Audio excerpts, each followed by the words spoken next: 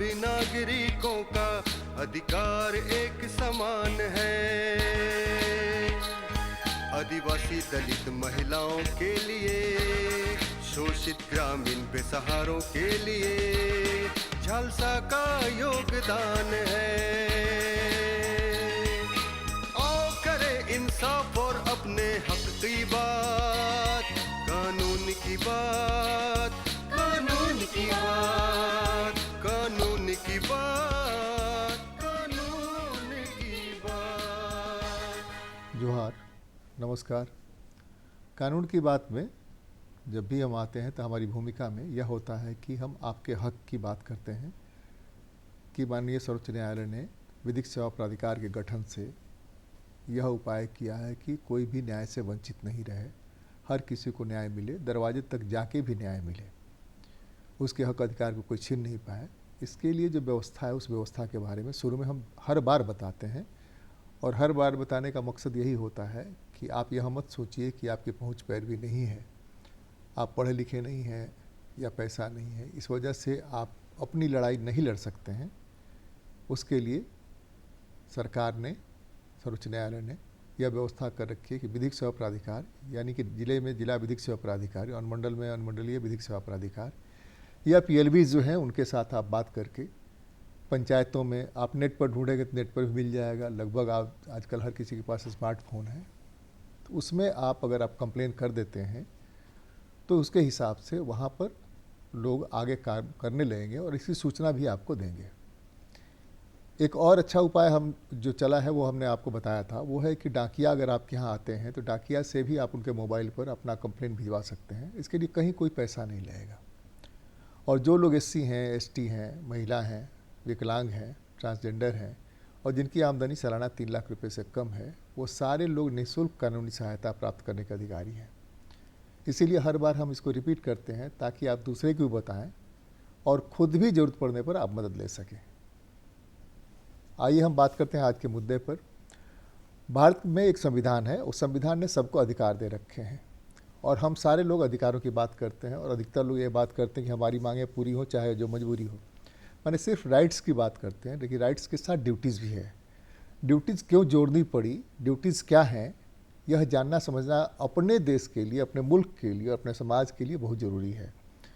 कुछ प्रोग्राम इस पर कर चुके हैं, आज हम फिर बात करते हैं। हमारे साथ उपस्थित हैं पूर्व प्रिंसिपल डिस्ट्रिक्ट जज SS प्रसाद साहब, स्वागत है आपका। नमस्कार। तो ये तो बताएं कि भारत का संविधान जिस समय बना उस समय लोगों को नहीं लगा कि ड्यूटी जोड़ना चाहिए। ड्यूटी जोड़ने की नौबत क्यों आई? ये जब आपातकाल लागू किया गया था देश में, उस समय 42वें संशोधन के द्वारा ये फंडामेंटल ड्यूटीज़ को जोड़ा गया है। और फंडामेंटल ड्यूटीज़ में एक खासियत है कि इसको इम्प्लीमेंट कराने के लिए, या अगर ये इम्प्लीमेंट नहीं हो रहा है तो इसके लिए कोई पेनल प्रोविज़न नहीं है उसमें। ये एक प्रचार प्रसार का मुद्दा है। संस्कार कह सकते हैं, एक तरह संस्कार दिया जा रहा है, संवैधानिक संस्कार दिया जा रहा है कि आपके देश के प्रति जो दायित्व है उसको भी आप करिए। ऐसा भी आप कह सकते हैं। और इसका ट्रेंड है क्या कि जहाँ जहाँ भी कम्युनिस्ट शासन था वहाँ पर फंडामेंटल ड्यूटीज़ की कल्पना की गई थी और वहाँ के संविधान में इसको शामिल किया गया था। जैसे ये सोवियत संघ के संविधान में शामिल था, अब वो रूस हो गया है। उसी तरह से जापान के संविधान में ये शामिल है। जापान में राजा का शासन हुआ करता था। लेकिन इंडिया में ये 42वें संशोधन के द्वारा शामिल किया गया। हालांकि 44वां संशोधन जब आया तो 42वें संशोधन के प्रायः सभी बिंदुओं को रद्द कर दिया गया था, लेकिन इसको रद्द नहीं किया गया। हमारे देश के जो सांसद हैं उन लोगों को महसूस हुआ कि इसका रहना आवश्यक है। और उस समय 10 फंडामेंटल ड्यूटीज़ थे।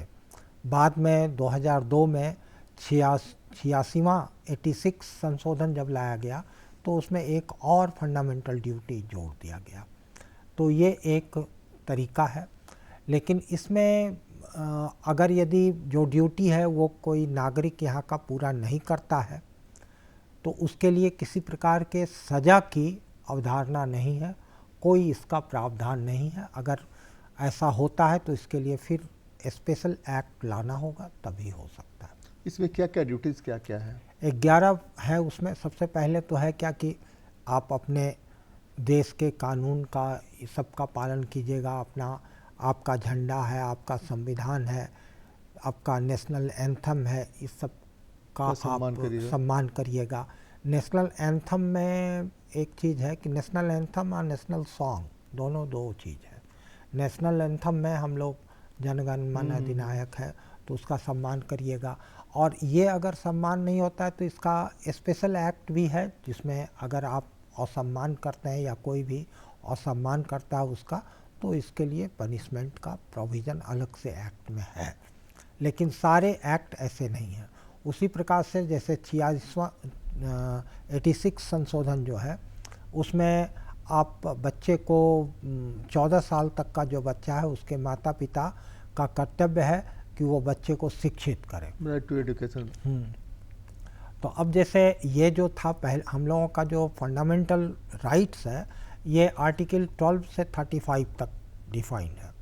लेकिन ये जो है 51A करके अलग से जोड़ा गया है और वो लागू किया गया। फंडामेंटल राइट्स में जैसे है क्या कि अगर यदि उसका राज्य सरकार नहीं करती है उसका पालन, तो उसके पालन कराने के लिए आप हाई कोर्ट में आर्टिकल 226 में जा सकते हैं, सुप्रीम कोर्ट में आर्टिकल 32 में जा सकते हैं। लेकिन फंडामेंटल ड्यूटीज़ पब्लिक का है और फंडामेंटल राइट्स जो है वो गवर्नमेंट को गारंटी देना है। फंडामेंटल राइट्स की गारंटी कॉन्स्टिट्यूशन देता है, और जहाँ कहीं भी वो नहीं पूरा होगा उसके लिए आप हाई कोर्ट और सुप्रीम कोर्ट जा सकते हैं। लेकिन फंडामेंटल ड्यूटीज़ की अगर पूर्ति नहीं होती है तो कहीं आपको जाने का या कुछ उसको लागू करवाने का नहीं है, जब तक कि ये पनिशेबल नहीं हो जाता है। नहीं, जैसे कि अपने यहाँ यह था ना, चिन्हों में लिखा रहता है कि राष्ट्रीय संपत्ति है, हर जगह सार्वजनिक जगह या राष्ट्रीय संपत्ति है।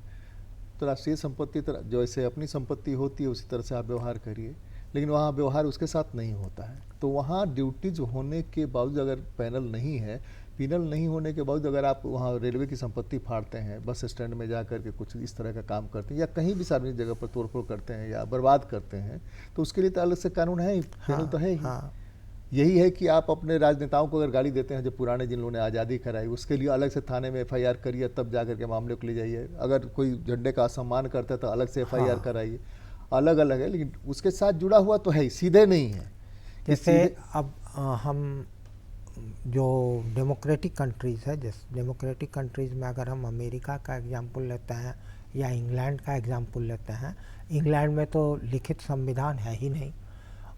अमेरिका में लिखित संविधान है, बहुत छोटा है, और उसमें ड्यूटीज़ करके कुछ भी नहीं है। लेकिन वो जो फंडामेंटल राइट्स है, उसका फंडामेंटल राइट्स ही एक ड्यूटी को उत्पन्न करता है।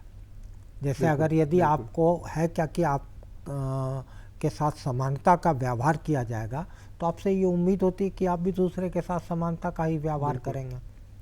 तो ये सब जो अलग से लाने का प्रोविज़न है, जहाँ उस समय हम लोगों के देश में लिटरेसी रेट कम था, और हम लोगों में जो एक देश के लोगों में एक भावना थी किसी भी चीज़ को नेग्लेक्ट कर देने का, महत्व नहीं देने का। तो लोग शिक्षित हों, समझें अपने देश की परिस्थिति को, देश के जो सम्मानित व्यक्ति हैं, स्वतंत्रता संग्राम सेनानी थे या और कोई भी बहुत से लोग थे जो इन्होंने अलग अलग क्षेत्रों में काम किया, अलग अलग उन लोगों को सम्मान प्राप्त हुआ, तो उन लोगों का एक सामाजिक आदर हो। हम लोगों का नेशनल सॉन्ग है, नेशनल फ्लैग है, इसका आदर हो। हम लोगों की जो कला संस्कृति है उसका संरक्षण हो, आदर हो। इसके लिए एडुकेट करने का ये एक तरीका था। और हम लोग आज तो विशेष रूप से, आज जैसे हम लोगों के बॉर्डर पर युद्ध की स्थिति है, युद्ध चल रहा है, इस समय फंडामेंटल ड्यूटीज़ की क्या आवश्यकता है अभी ज़्यादा समझने की ज़रूरत है। बड़ा ही स्पष्ट दिखता है। ज़्यादा समझने की ज़रूरत है।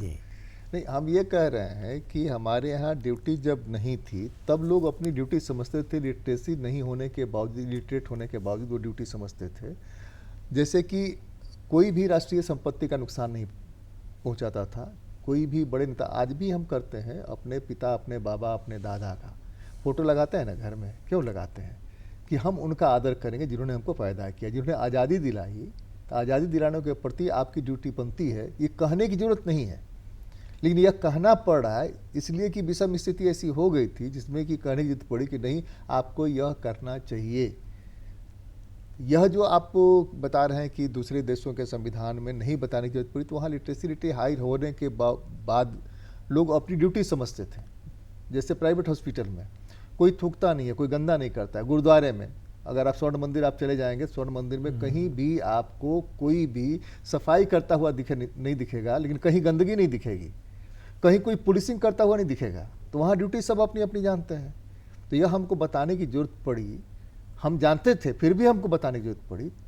लेकिन ये सबसे ज़्यादा लिटरेट लोग जो हैं, अधकचड़े लिटरेट जिसको कह सकते हैं, कुछ हद तक हो सकता है कि आप असहमत हो, वहाँ ड्यूटीज़ को वो नहीं समझते हैं और जैसे मन करता है वैसे करता है।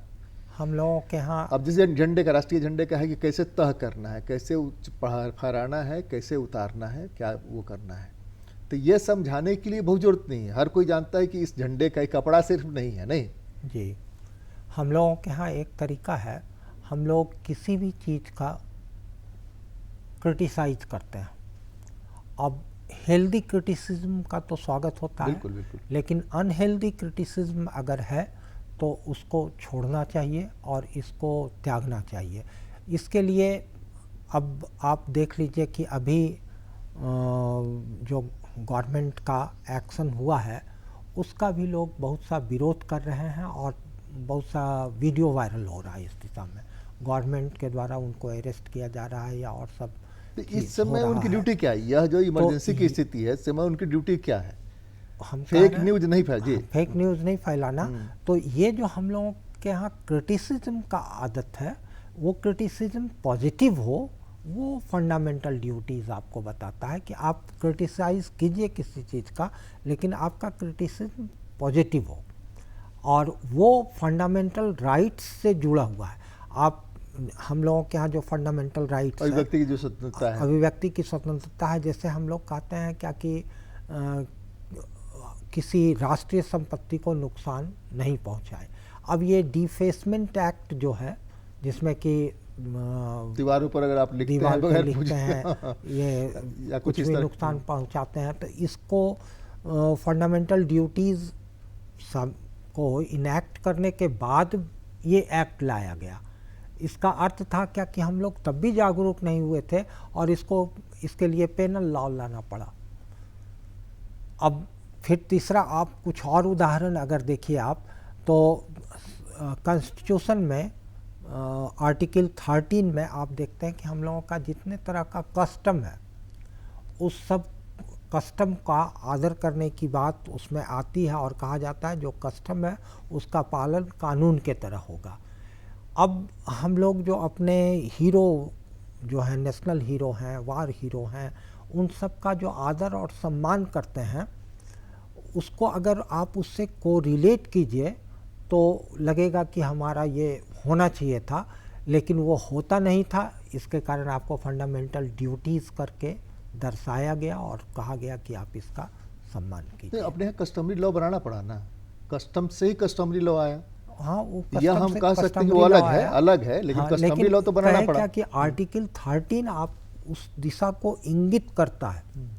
वो बहुत स्पष्ट डिस्क्रिप्शन नहीं है उसमें, लेकिन इंगित तो करता है कि आप का क्या क्या जो कस्टम्स है उसका आपको आदर करना चाहिए, क्योंकि कस्टम्स आपका लॉ के ही तरह मान्य नहीं, पर्यावरण जो है, पर्यावरण को नुकसान नहीं पहुंचाना ड्यूटीज में शामिल है।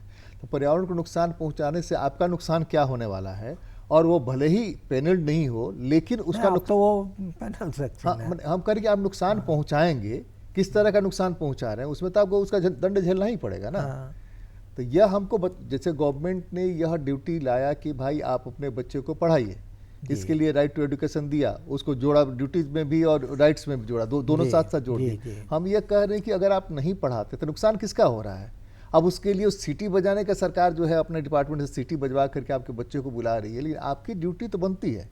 आप ड्यूटी से भाग कहाँ किस तर्क से रहे हैं, यह बात समझाने के लिए, और जानबूझ करके अगर बच्चे को नहीं पढ़ा रहे हैं, उसको लेबर में लगा रहे हैं, तो लेबर लॉ उसमें लागू हो जाता है। एक नेशनल कंसेंसस बनाने के लिए ये लाया गया, और उस समय इसकी आलोचना, जिस समय ये आया था उस समय इसकी आलोचना बहुत तरह से हुई, और इसको एक पार्टी विशेष के हित के लिए लोग कहे कि लाया गया।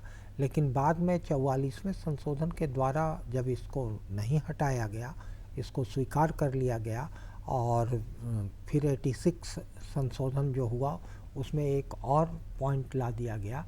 इससे लोगों को विश्वास हुआ कि नहीं, ये राष्ट्र के हित में है। ऑल्दो ये पेनल लॉ नहीं है, लेकिन ये राष्ट्र के हित में है, ये स्पष्ट हो गया था। एक चीज़ तो है ना कि हम अपने हक के अधिकार के साथ साथ कर्तव्य जुड़ा ही रहता है, आप चाहें न चाहें, राइट्स के साथ ड्यूटी जुड़ी रहती है। जी।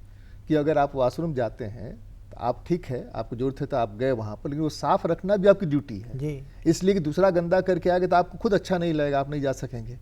तो यह ड्यूटी जो है, यह समझाना पड़े, यही अपने आप में दुर्भाग्यपूर्ण है। यह समझाने की नौबत आ गई, लेकिन उसमें भी है कि जाकर के अगर आप कमोड तोड़ फोड़ देते हैं तो उसका तो सजा भुगतना पड़ेगा आपको ना। सोशल हैबिट्स कैसे कैसे ग्रो करता है। अब हम लोगों के यहाँ शौचालय का, ट्रेन के शौचालय में जो मग रखा रहता है उसको भी सिक्कड़ से बांध के लोग रखते हैं, क्योंकि वो भी चोरी हो जाता है। नहीं, उस पर बहस करें तो बहुत लंबी बहस है, कौन गरीब है जो ले जाके बेचता है या अपने ले जाके पानी पीता है, वो अलग बात। ये चीज़ जो है हम लोगों में है, तो कि हम लोगों में इंस्टिंक्ट जो होना चाहिए था,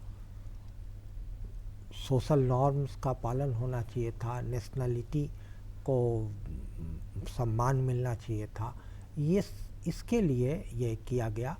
और नेशनलिटी जो जो डेवलप करेगा त्यों तो समाज का उत्थान होगा। नहीं, क्रिटिसिज्म तो स्वस्थ और अस्वस्थ को लेकर के, हेल्दी और अनहेल्दी वाले में, ये तो बहस का लंबा विषय है, लेकिन वो क्रिटिसिज्म तो होगा, इसलिए कि हर सिक्के के दो पहलू हमेशा होते हैं। क्रिटिसिज्म को आमंत्रित किया जाता है, उसको इनवाइट किया जाता है, लेकिन वो हेल्दी होना चाहिए। नहीं, वो हेल्दी अनहेल्दी कहाँ है, उतना बारीक वो डिस्टिंक्शन अलग है। लेकिन जब आपके दिमाग में है कि हम हेल्दी डिस्कशन करेंगे, हम हेल्दी क्रिटिसिज्म करेंगे, और अगर यदि वो नेशन के हित में है।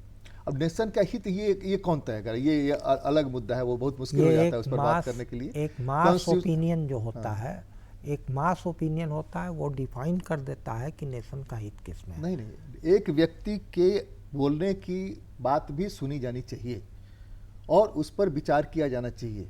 यह राइट्स के, हमारा राइट्स भी है और आप मैंने गवर्नमेंट की ड्यूटी भी है कि हम बोल रहे हैं तो इसलिए कहकर कि आप अकेले हम आपकी नहीं सुनेंगे और हम चूंकि 99 बोल रहे हैं वही लागू कर देंगे, वो अलग चीज़ है। लेकिन हम बोल रहे हैं तो हमारे बोलने को आप डिनाई नहीं कर सकते हैं। नहीं, आपकी आवाज़ को दबाया नहीं जा सकता है, लेकिन आप नेशन के हित में जो है, देखिए ये दिक्कत है कि 99 नेशन के हित में बोल रहा है, हित में बोल रहा है, ये बहस हम इस पर नहीं करेंगे। हम ड्यूटीज के साथ जो राइट्स के साथ जो ड्यूटी जोड़ रहे हैं, तो हमारी भी ड्यूटीज के साथ हमारे राइट्स बने हुए हैं कि हमारे अभिव्यक्ति की स्वतंत्रता की रक्षा आप करेंगे, यानी गवर्नमेंट करेगी, कॉन्स्टिट्यूशन कराएगा। अभिव्यक्ति की स्वतंत्रता तो आपको गारंटीड है फंडामेंटल राइट्स। हम कह रहे हैं कि वो अगर हमारा है तो उसकी रक्षा के लिए हमको तो कोर्ट ये करेगा ना। लेकिन ट्रेन में या महापुरुषों के साथ अगर दुर्व्यवहार होता है, झंडे के साथ दुर्व्यवहार होता है, राष्ट्रगान के साथ दुर्व्यवहार होता है, हम कहाँ जाएंगे, किसके पास जाएंगे कहने के लिए इसमें कि फला ने किया, फला समूह ने किया। इसमें आपके क्रिटिसिज्म का कोई स्कोप नहीं है। आप अगर राष्ट्रगान का अपमान करते हैं, आप जो राष्ट्र के, नहीं, हम अपमान की बात नहीं कर, हम कह रहे हैं कि उसकी मानहानि करते हैं, उसका सम्मान होना चाहिए, वो नहीं करते हैं, तो हम तो कहीं जाएंगे ना, हम तो किसी को बताएंगे ना भाई कि देखो यहाँ ऐसा हो रहा है, यह आदमी नहीं कर रहा है, इसको यह बताना होगा कि इसको करना चाहिए। करने के लिए जो पुलिसिंग है या जो एडमिनिस्ट्रेशन है, उस एडमिनिस्ट्रेशन से उसको दबाव पड़ेगा कि हाँ भाई करो, पेनल है तो सजा मिलेगी, पेनल लॉ तो लाके बुला के सजाएंगे। पेनल लॉ अगर नहीं है, पेनल लॉ नहीं है तो आप उसके बाद उसको समझा ही सकते हैं, नहीं, उसके साथ तो बहुत सारी चीजें जुड़ जाती हैं। लेकिन अगर यदि पब्लिक में जागरूकता इतनी हो, आज कहीं राष्ट्रगान बजता है अपने और खड़े हो लोग जाएं नहीं लोग। खड़े होते हैं तो चर्चा का विषय हो जाता है कि वो खड़े नहीं ये तो हुए आता थे। है ना कि राष्ट्रीय झंडा उल्टा फहरा दिया, हाँ, उस और पर वो कार्रवाई भी होती है कि राष्ट्रीय झंडा उल्टा, वहां झंडा फहराने नहीं गए थे। और ऐसे लोग जो कि इस तरह की गलती करते हैं उनका एक तरह से सामाजिक बहिष्कार टाइप का हो जाता है, उनकी लोग आलोचना करते हैं। इससे हुआ है क्या कि नहीं, धीरे धीरे एडमिनिस्ट्रेटिव लेवल पर कार्रवाई भी होती है अगर झंडा वो राष्ट्रीय संस्थान में जो है। झंडा की बात नहीं हाँ। कर रहे हैं, हम कह रहे हैं कि अब जैसे जिसको खड़ा होना चाहिए खड़ा नहीं हुआ राष्ट्रगान के समय में, तो देखिए उसका जगह जगह इस तरह से प्रस्तुत करते हैं लोग उसके कृत्य को कि वो निंदनीय हो जाता है, लोग आगे से इससे बचना चाहते हैं। तो धीरे धीरे ये जो कर्तव्य है, इस कर्तव्य से कॉन्शसनेस तो लोगों में बना है और बहुत इससे एक फ़ायदा ये हुआ है कि हम लोगों के यहाँ जो इस तरह के एंटी सोशल एलिमेंट्स जो समाज को एक गलत दिशा देते थे उसका अवसर कम गया है। नहीं, जैसे कि आपने अभिव्यक्ति की स्वतंत्रता की बात की, तो हमको बोलने का अधिकार है, लेकिन दूसरे को भी बोलने का अधिकार है। हमको उसके अधिकार की रक्षा करनी है, पहला ये। दूसरा कि ऐसा कुछ भी नहीं बोलना है जो वो अगर बोले तो हमको बुरा लगता है। ये बहुत साफ साफ उसका लाइन बना हुआ है। हम जो चर्चा किए उसमें हाँ। अभिव्यक्ति की बात, अभिव्यक्ति का तो अधिकार फंडामेंटल राइट से मिला हुआ है, कि लेकिन हम उसके बोले साथ क्या ड्यूटी कि जुड़ जाती है। हमारे बोलने का वो है अर्थ कि आपको ये फंडामेंटल राइट जो मिला हुआ है उसमें आप उसका किस प्रकार से प्रयोग कीजिएगा, ये जो आप में जागरूकता लाई जाए, उसका उद्देश्य है। कर्तव्य हमारा जुड़ा हुआ है कि हमको उस हिसाब से करना है। अब युद्ध के समय में क्या बोलना है, क्या नहीं बोलना है, किस तरह का बोलना है, ये हमारी ड्यूटी ऑटोमेटिकली जुड़ा हुआ है। सरकार कहे नहीं कहे कि हमको क्या बोलना है नहीं, लेकिन जो बोलेगा जी तो उसको सजा भोगनी पड़ेगी। अब सजा भोगनी पड़ेगी इस ड्यूटी से नहीं जुड़ा हुआ है, लेकिन दूसरे मामले में जोड़ करके पेनल तो उस पर जाएगा। थाने में FIR होगा, थाने में पुलिसिंग होगी, फिर मामला न्यायालय में जाएगा, न्यायालय को क्या फैसला करना। ड्यूटीज को क्यों मानना ही चाहिए? ड्यूटीज हमारे नेशन के हित में, जैसे आप अपनी संस्कृति का आदर करते हैं, संस्कृति का आदर सम्मान कीजिएगा तो ये आपके संस्कृति का एक उज्जवल पक्ष प्रस्तुत होगा। आज जगह जगह हम लोगों के यहाँ कुछ आर्ट है, जैसे मधुबनी आर्ट है। मधुबनी आर्ट का आप अगर आदर करते हैं तो वो काफ़ी सम्मान पाता है। कथकली एक डांस का विधा है, उसका आदर होता है। या आपके यहाँ कुछ ऐसे कवि हैं जो स्वतः कुछ अच्छी बातें कहते हैं और छंद में उसको प्रस्तुत करते हैं, उनका आदर होता है। तो कुछ ऐसा हम लोगों के यहाँ संस्कृति चला आया है, उस संस्कृति का संरक्षण और विकास आदर के द्वारा ही हो सकता है। अगर उसका आप असम्मान करते हैं, पब्लिक असम्मान करेगी तो उसका न तो विकास होगा और न संरक्षण होगा। इस प्रकार से अब आपका अगर यदि 6 साल से 14 साल के बच्चे के शिक्षा की बात है तो लिटरेसी रेट हम लोगों के यहाँ क्रमशः बढ़ता गया और आज आपको महसूस भी हो रहा होगा कि समाज के उन वर्गों से लोग काफ़ी अच्छी स्थिति में आ चुके हैं पढ़ाई लिखाई में, जो कभी स्कूल नहीं जाया आया करता था, या महिलाओं जिनमें शिक्षा का स्तर कम था वो आज शिक्षित होकर हर क्षेत्र में आगे बढ़ रही हैं। तो ये कर्तव्य जो जोड़ा गया है इसका फ़ायदा नज़र आता है। हम लोग पहले जिस पर कुछ का कुछ अपशब्द कह दिया करते थे नेशनल हीरो का, वो घटा है। पब्लिक अब उसके प्रति जागरूक है। ये उसमें तो मामले दर्ज भी होने लगे हैं और उस पर सरकार अपने अपने स्तर से कार्रवाई भी करने लगी है, पुलिसिंग भी हो रहा है। आज जुडिशियल अपना हिसाब से वो देखता है क्या करना चाहिए। अब तो नया आ गया, वो क्या नाम है, अलग अलग कानून आ गया, तो उसके हिसाब से ये चीज़ों को तय करते हैं। हम ये कह रहे हैं कि ड्यूटी जिस तरह से पिता की ड्यूटी होती है उस तरह बच्चे की ड्यूटी होती है। बहुत सीधी और साफ सी बात है कि उसकी भी ड्यूटी है और हम संस्कार में उसको सिखाते हैं। क्यों किसी का पैर छूना चाहिए, क्यों किसी को प्रणाम करना चाहिए, तो हम सिखाते हैं उसको। क्यों किसी को टीज नहीं करना चाहिए, किसी बच्चे को टीज नहीं करना चाहिए, यह भी हम सिखाते हैं। तो हम जो कर रहे हैं, महापुरुषों के प्रति अगर दुर्व्यवहार कर रहे हैं, अपने झंडे के राष्ट्रीय झंडे के प्रति कर रहे हैं, अपने राष्ट्रगान के प्रति कर रहे हैं, उसका सम्मान कैसे करना है यह बताने के बावजूद बच्चे से बताया जा रहा है उसके बारे में। कि कैसे सम्मान करना इसमें है। जो जो 11 राष्ट्रगान होता है उस राष्ट्रगान में बच्चे स्कूल में खड़े ही होते हैं, इसमें और जो जो बच्चा जाता है 11 घर पॉइंट जी। है, 11 पॉइंट में 11वां तो है बच्चे के शिक्षा से संबंधित, और बाकी जो 10 पॉइंट है वो हमारी संस्कृति का हिस्सा रहा है। हम लोग समाज में उसका पालन करते रहे हैं। कुछ ही लोग जो उसका पालन नहीं करते थे, उसका ध्यान आकृष्ट कराने के लिए और उनसे भी एक प्रकार का आग्रह किया गया है इसको इम्पैनल करके कि आप इन सब बातों का ध्यान रखें। और हम इसके मतलब लगातार इसके प्रचार प्रसार के द्वारा हम सामाजिक हित में उसका बढ़िया उपयोग कर सकते हैं। जैसे विधिक सेवा प्राधिकार ही है, विधिक सेवा प्राधिकार इस तरह के मामलों को जब प्रचार प्रसार के लिए जाती है, वो भी ये चीज़ें परोक्ष अपरोक्ष रूप से लोगों को बताती है। इसी का हिस्सा है। आरटी राइट टू एजुकेशन उसके बारे में बताती है जी, कि आपके बच्चे क्यों नहीं जा रहे हैं, आपके बच्चों को जाना चाहिए। जो टीचर होते हैं उनसे भी पूछते हैं, वीडियो से भी पूछते हैं, भाई क्यों आप यहाँ नहीं जाता, मुखिया जी से भी पूछते हैं। तो ये जो सामान्य चीज़ें हैं जो खुद करना चाहिए वो बताने की जरूरत आन पड़ी है। तो हमको लगता है कि स्थिति थोड़ी गंभीर है और लोगों को यह ड्यूटीज अपने आप करना चाहिए। तो कर्तव्य तो है हमारा कि हम उन सबके साथ सम्मान करें जो हमारे राष्ट्रीय धरोहर है, राष्ट्रीय सम्मान के लायक हैं। लेकिन हम सिर्फ अधिकारों की बात करेंगे तो अधिकारों के बात से बात इसलिए नहीं बनती है कि जब आपने अधिकारों की बात करेंगे तो उसके साथ कर्तव्य जुड़ ही जाता है। कहीं भी जाते हैं तो आप किस ढंग से व्यवहार कर रहे हैं उसी ढंग से दूसरे से व्यवहार की अपेक्षा करिए। और हमारे जो स्वतंत्रता सेनानी हैं, हमारा जो राष्ट्रीय झंडा है, हमारी जो पर्यावरण है, प्रकृति है, हमारी जो धरोहर हैं, उन सब की रक्षा करना, उनके प्रति सम्मान प्रकट करना, उनको सम्मानित रहने देने में आपकी भी भूमिका होगी। और यह भूमिका लिपिबद्ध करनी पड़ी, यह नौबत नहीं आनी चाहिए थी, फिर भी आई, तो इतना आप जानिए। कानून की बात में आज तो बस इतना ही। अगली बार मिलते हैं तो किसी और मुद्दे पर चर्चा करते हैं। बहुत बहुत धन्यवाद। नमस्कार, जोहार।